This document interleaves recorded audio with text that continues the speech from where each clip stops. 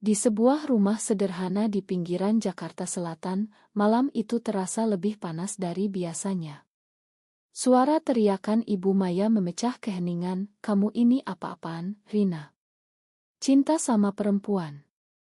Ini memalukan keluarga kita. Ibu tidak pernah mendidik kamu begini." Foto Polaroid yang diambil diam-diam di Taman Monas jatuh ke lantai, gambar Rina dan Sinta yang tersenyum bahagia kini terinjak-injak sepatu ibunya. Rina berdiri membeku di depan pintu, tangannya masih memegang tas kerja yang baru saja dia taruh. Usianya sudah 28 tahun, tapi di mata ibunya, dia tetap anak kecil yang harus diatur. Rina menarik napas dalam-dalam. Hatinya berdegup kencang. Sudah 3 tahun dia menyimpan rahasia ini, bertemu Sinta di kantor pemasaran tempat mereka bekerja, merasakan kehangatan yang tak pernah dia dapatkan dari pria manapun. Sinta adalah wanita yang tenang, pintar, dan selalu mendengarkan setiap keluh kesahnya tentang tekanan pekerjaan dan keluarga. Tapi malam ini semuanya terbongkar. Seorang tetangga yang iri melihat mereka berdua di kai dekat rumah dan langsung mengadu ke Ibu Maya. "Ibu, ini bukan salah siapa-siapa," kata Rina dengan suara yang bergetar tapi tegas. "Saya mencintai Sinta.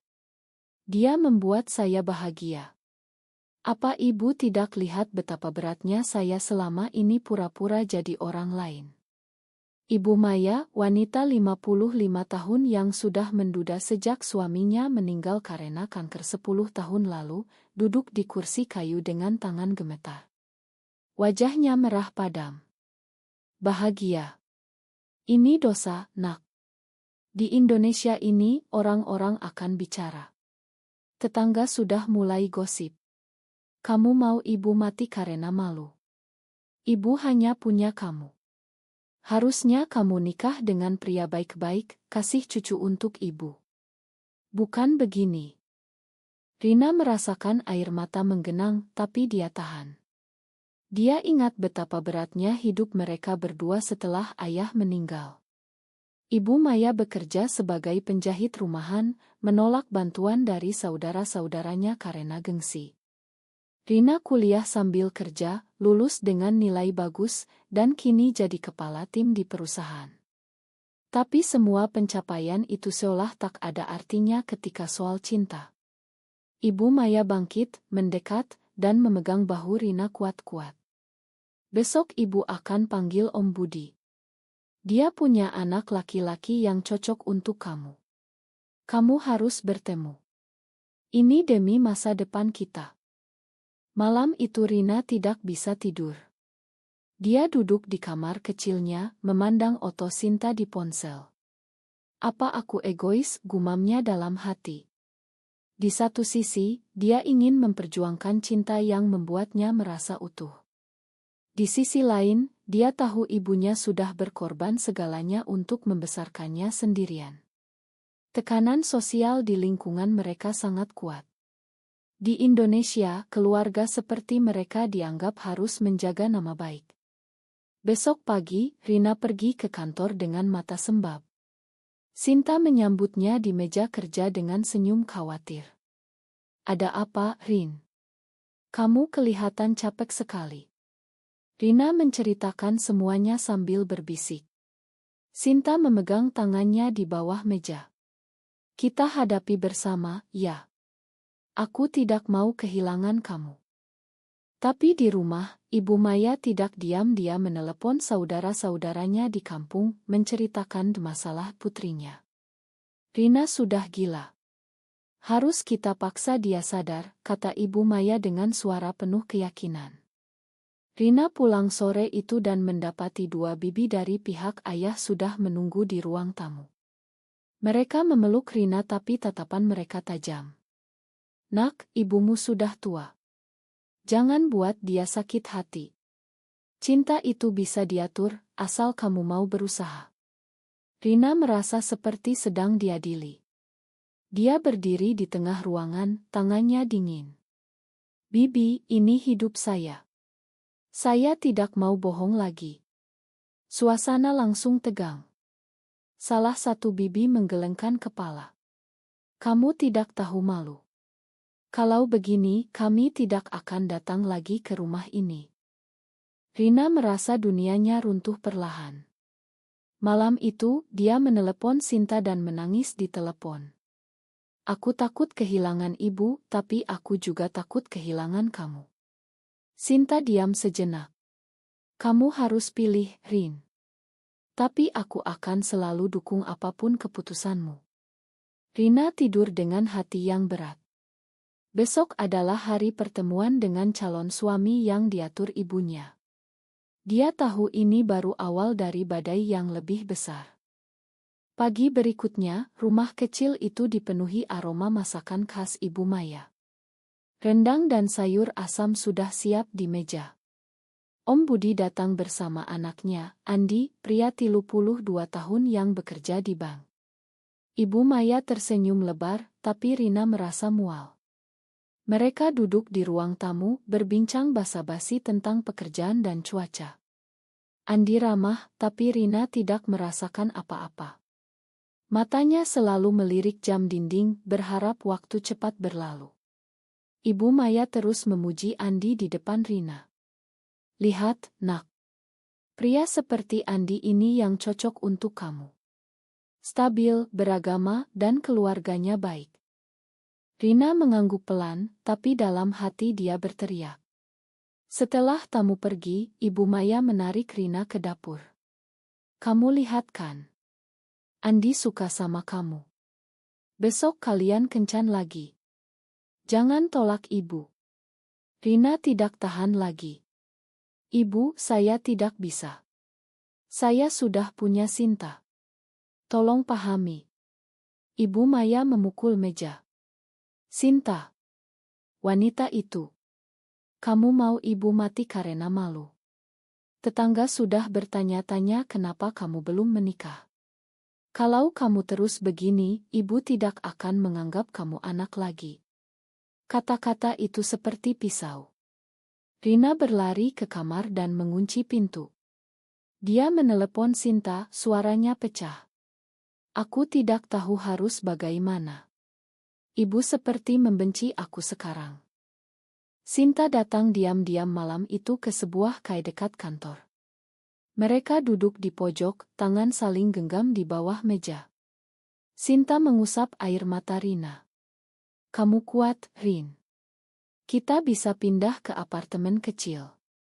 Aku akan bantu bayar sewa. Kamu tidak harus tinggal di sana lagi. Rina menggeleng. Aku tidak bisa tinggalkan ibu sendirian. Dia sudah tua dan kesehatannya mulai menurun.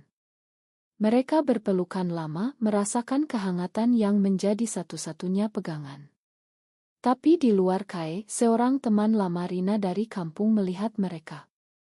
Dia tidak bilang apa-apa saat itu, tapi besok paginya, dia menelepon Ibu Maya dan menceritakan semuanya dengan detail. Ibu Maya semakin marah. Dia mulai mengumpulkan bukti, memeriksa ponsel Rina saat Rina tidur. Oto-oto, cat panjang, semuanya dia lihat. Pagi harinya, saat Rina bangun, ibunya sudah berdiri di depan pintu kamar dengan ponsel di tangan. Ini bukti. Kamu masih bohong. Mulai hari ini, kamu tidak boleh keluar rumah kecuali ke kantor. Dan Sinta itu dilarang datang ke sini. Rina merasa seperti tahanan. Dia pergi ke kantor dengan hati hancur. Di sana, Sinta menunggu dengan kopi panas. Kita harus sabar. Aku akan bicara langsung dengan ibumu suatu hari. Tapi Rina tahu itu mustahil. Di akhir pekan, kerabat dari pihak ibu datang lagi. Kali ini lebih banyak. Mereka duduk melingkar di ruang tamu, seperti sidang keluarga. Rina, kamu harus bertobat. Ini bukan jalan yang benar. Pikirkan masa depan ibumu yang sendirian, kata salah satu paman. Rina mendengarkan semua ceramah itu sambil menunduk. Dia merasa kecil. Malam itu, dia menulis surat panjang untuk Sinta di ponsel. Aku mungkin harus menjauh sementara. Tapi cintaku tidak berubah. Dia tidak kirim. Rina mulai mempertanyakan segalanya. Apakah cintanya layak untuk mengorbankan hubungan dengan ibu yang telah berkorban segalanya? Tekanan semakin berat. Ibu Maya mulai sakit kepala sering, tapi dia tetap keras kepala. Ini karena kamu, Rina. Kamu buat ibu stres. Rina merasa terjebak. Dia memutuskan untuk tetap tinggal di rumah, tapi hubungannya dengan Sinta jadi rahasia yang lebih dalam. Mereka bertemu di tempat-tempat tersembunyi, seperti taman kecil di belakang kantor. Setiap kali, Rina merasa bersalah. Aku tidak mau kehilangan kamu, tapi aku juga tidak mau ibu mati karena aku. Sinta memeluknya erat. Kita cari jalan tengah. Tapi jalan tengah sepertinya tidak ada. Gosip di lingkungan semakin menyebar. Seorang tetangga bahkan bertanya langsung ke Rina di warung, kamu kok belum nikah? Ada yang bilang kamu suka cewek. Rina hanya tersenyum pahit dan pergi. Hidupnya kini penuh pertentangan. Di kantor dia profesional, di rumah dia anak yang patuh tapi hati hancur. Ibu Maya mulai memaksa Rina ikut pengajian rutin di masjid dekat rumah, berharap mengobati putrinya.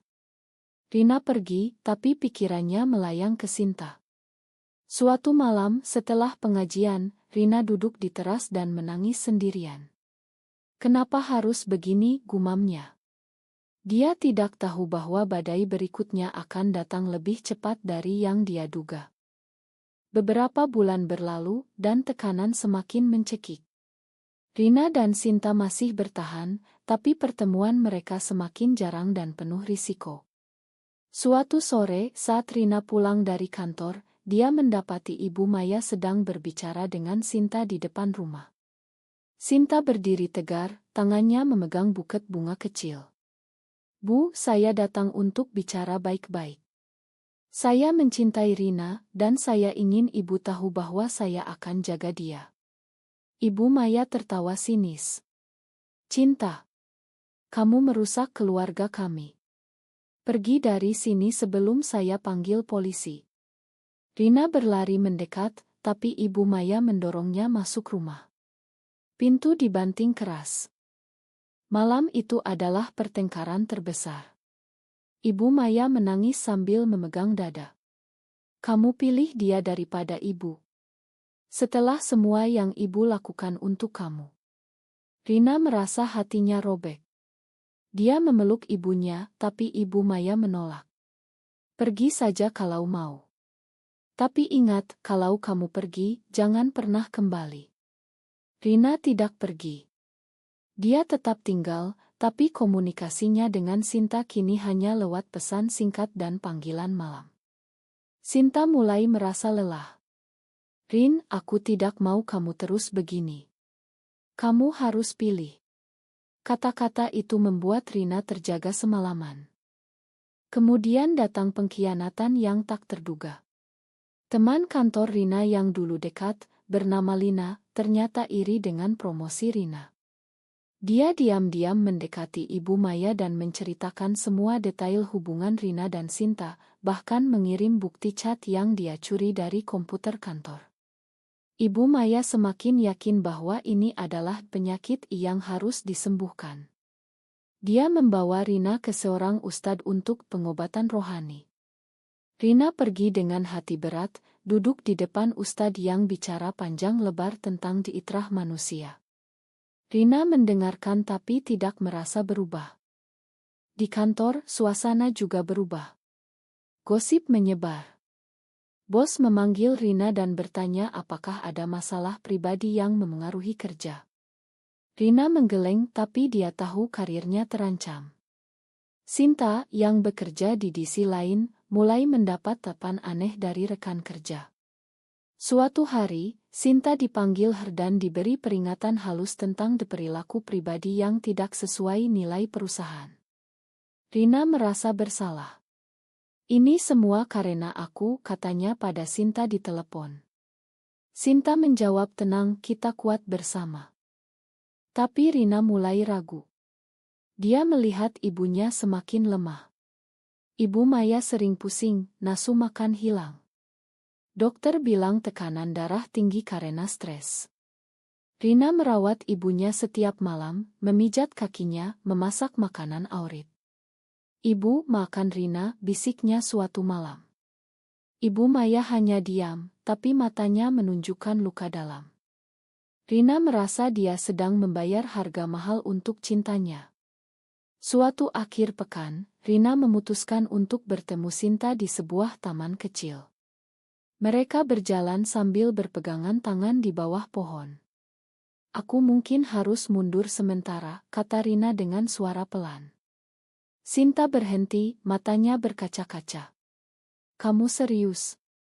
Setelah semua ini?" Rina mengangguk. "Aku tidak mau ibu mati karena aku." Mereka berpelukan lama, air mata jatuh. Keputusan itu membuat Rina merasa mati rasa. Dia fokus kerja, fokus merawat ibu.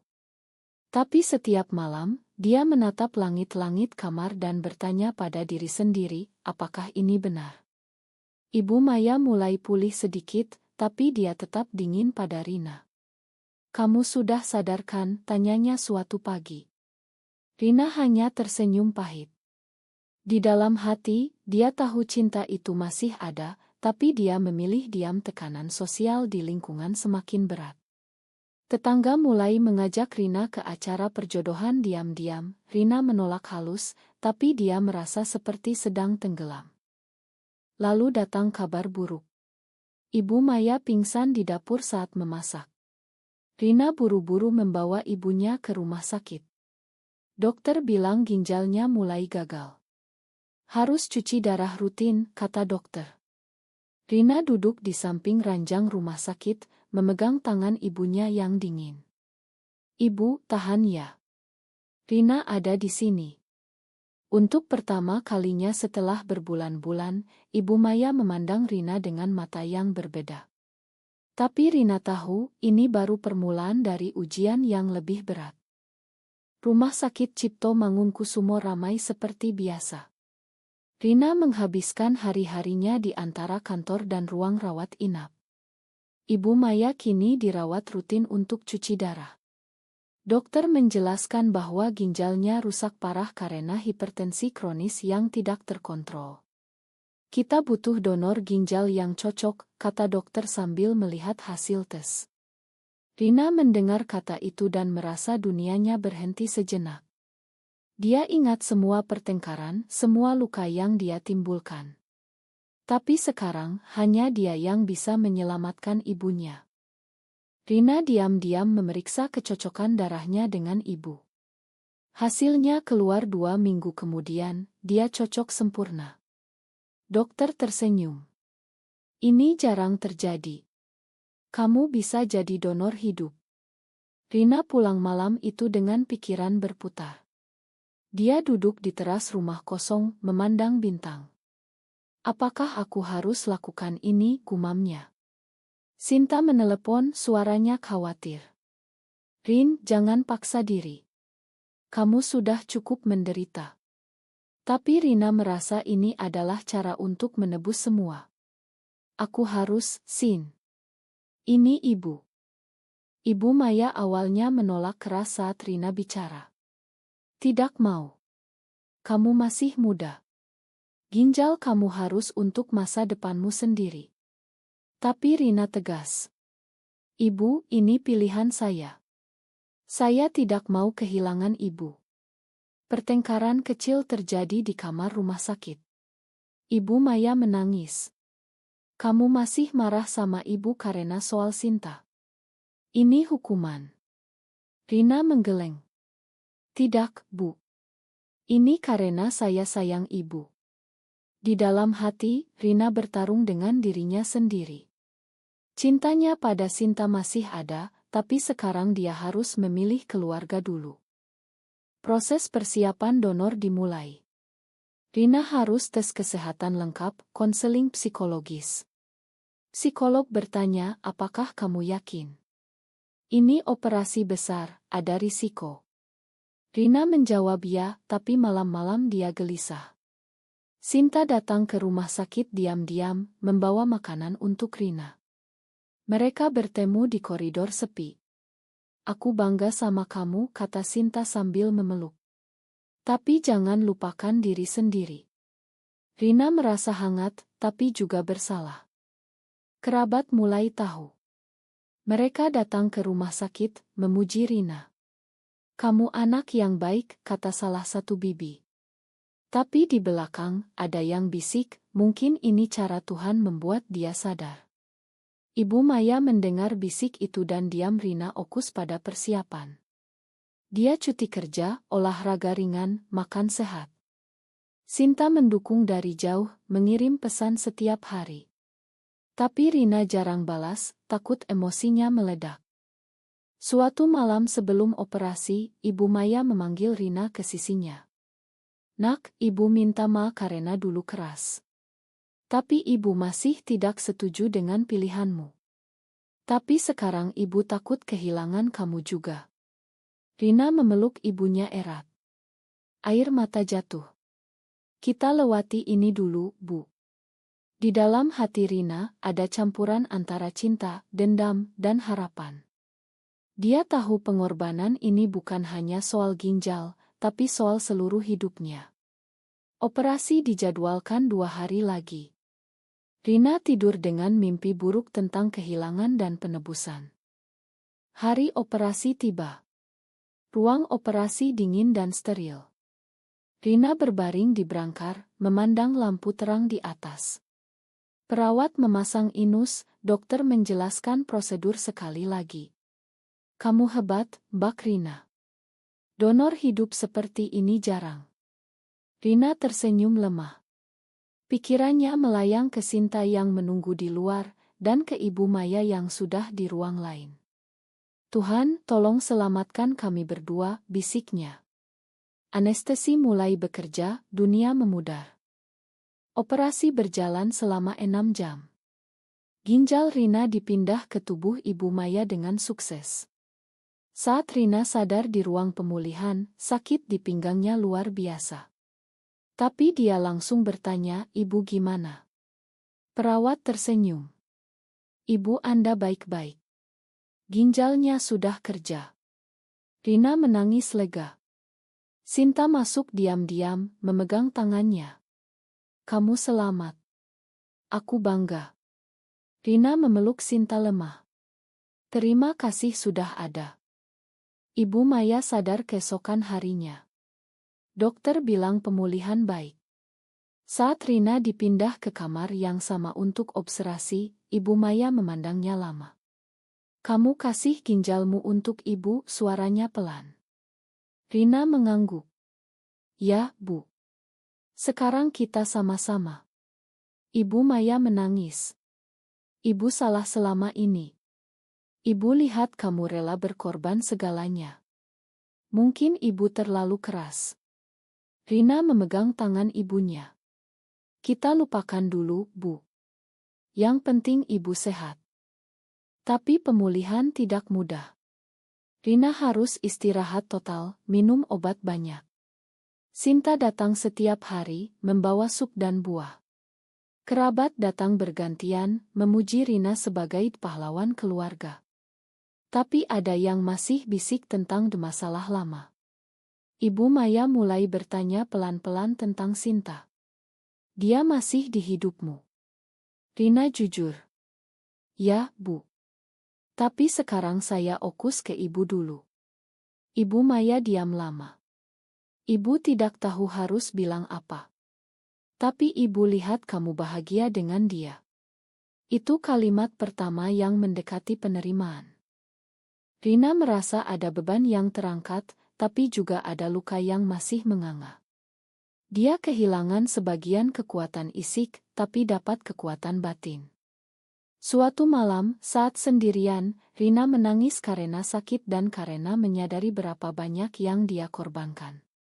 Sinta datang dan memeluknya. Kamu tidak sendiri.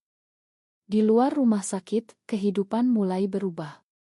Tetangga yang dulu gosip sekarang memuji. Tapi Rina tahu perubahan sejati ada di dalam hati. Ibu Maya mulai cerita tentang masa lalunya, tentang suami yang meninggal, tentang mimpi-mimpinya untuk Rina. Ibu takut kamu menderita seperti ibu. Sendirian. Rina mendengarkan dengan hati terbuka. Sekarang kita sama-sama, Bu. Hubungan mereka mulai pulih, pelan tapi pasti. Tapi Rina masih menyimpan pertanyaan besar di hati, apakah ini akhir, atau hanya babak baru? 6 bulan setelah operasi, kehidupan di rumah kecil itu mulai tenang. Ibu Maya sudah bisa jalan sendiri, ginjal baru bekerja sempurna. Rina pulih sepenuhnya, meski kadang pinggangnya nyeri saat cuaca dingin. Mereka duduk di teras sore itu, minum teh hangat. Ibu Maya memegang tangan Rina. Nak, ibu sudah pikir panjang. Ibu tidak setuju dulu karena takut. Tapi setelah kamu kasih nyawa untuk ibu-ibu, lihat cinta kamu tulus. Kalau Sinta membuat kamu bahagia, ibu coba terima. Rina terkejut, air mata jatuh. Benar, Bu. Ibu Maya mengangguk. Tapi pelan-pelan ya. Ibu masih belajar. Sinta diundang makan malam pertama kali secara resmi. Suasana tegang di awal, tapi Ibu Maya mencoba ramah. Terima kasih sudah jaga Rina, katanya pelan. Sinta tersenyum. Saya yang berterima kasih, Bu.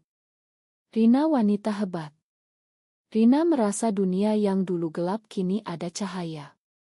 Tapi tidak semuanya mudah. Beberapa kerabat masih menentang, tetangga masih bisik-bisik. Rina harus hadapi tatapan aneh di kantor. Tapi dia tegar. Dia dan Sinta mulai merencanakan masa depan kecil, apartemen bersama, pekerjaan yang lebih baik. Rina sering merenung di malam hari. Pengorbanan ginjal itu bukan hanya isik, tapi juga emosional. Dia kehilangan sebagian dirinya, tapi dapat kembali keluarga yang utuh. Apakah aku benar memilih begini? Tanyanya dalam hati. Ibu Maya juga berubah. Dia mulai ikut acara komunitas ibu-ibu Single, cerita tentang penerimaan. Hidup ini rumit, katanya pada Rina. Tapi cinta anak adalah yang paling kuat. Suatu hari, mereka bertiga jalan-jalan di Monas, tempat Oto lama dulu. Rina dan Sinta berjalan berpegangan tangan, Ibu Maya di belakang tersenyum.